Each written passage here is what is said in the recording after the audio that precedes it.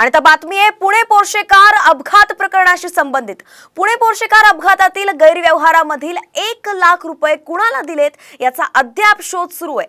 अल्पवयीन आरोपीचे वडील विशाल अग्रवाल यांनी आरोपींना 4 लाख रुपये दिले होते। यातील 2.50 लाख रुपये ससूनचे डॉक्टर श्रीहरी हाळनोर तर 50,000 रुपये ससूनचा शिपाई अतुल घटकामळे याला दिले। मात्र राहिलेले 1 लाख रुपये कोणाला गेले याचा तपास अजूनही सुरूच आहे।